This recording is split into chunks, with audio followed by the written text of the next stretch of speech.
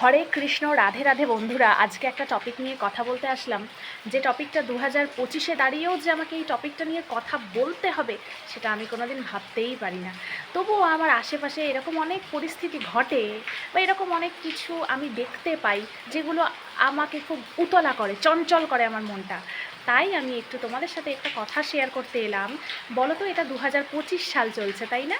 তাহলে আমরা অনেক এগিয়ে গেছি, অনেক উন্নত, তাই তো? তাহলে এখনো পর্যন্ত ছেলে মেয়ের মধ্যে ভেদাভেদ আমরা কেন করি? রাধে রাধে।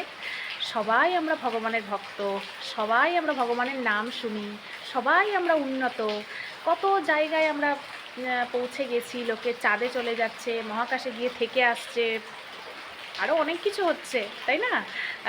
তো এখন আমরা অনেক দিক থেকে উন্নত, কিন্তু রাধে রাধে আমরা এখনো পর্যন্ত ছেলে আর মেয়ে যে সমান, ভগবান স্বয়ং মেয়েদের একটা স্থান দিয়েছেন, ভগবান স্বয়ং মেয়েদেরকে যে জায়গাটা দিয়েছেন, বা একটা ছেলে আর একটা মেয়ের মধ্যে এরকম কোনো ভেদাভেদ নেই, সেটা কিন্তু আমি অনেক সময় মানে বুঝতে পারি না। আমার আমার কোনো গণ্ডগোল হয়ে যায় এখনও 2025-এ দাঁড়িয়ে। যখন কোনো কাউকে বলতে শুনি যে আমার ভগবানের কাছে মানসিক ছিল আমার যেন ছেলেই হয়, বা আমি চেয়েছিলাম আমার যেন একটা নাতিই হয়, আমি ভগবানের কাছে মানসিক করে এসেছিলাম, তার যখন মেয়ে সন্তান হচ্ছে তখন সে কাউকে উৎসাহ করে জানাচ্ছে না, কিন্তু যখন তার ছেলে সন্তান হচ্ছে তখন সে উৎসাহ করে সবাইকে জানাচ্ছে। না, এটা সবাই হয় না, কিছু মূর্খ মানুষ যারা এই সব জিনিসগুলো বোঝেন না, যারা অজ্ঞ, আমি তাদের কথাই বলছি।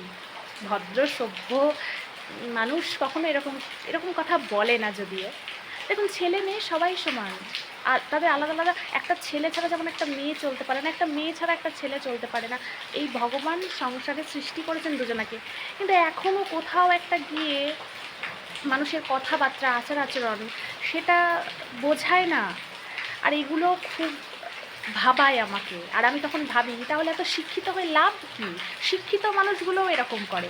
একটা যদি কারোর মেয়ে সন্তান হয়, সে আবার একটা ছেলে সন্তানের জন্য ছোটে, মেয়েটাকে নিয়ে কিন্তু সে সন্তুষ্ট হচ্ছে না। তার মানে তার ছেলেই চাই কোথাও একটা, না?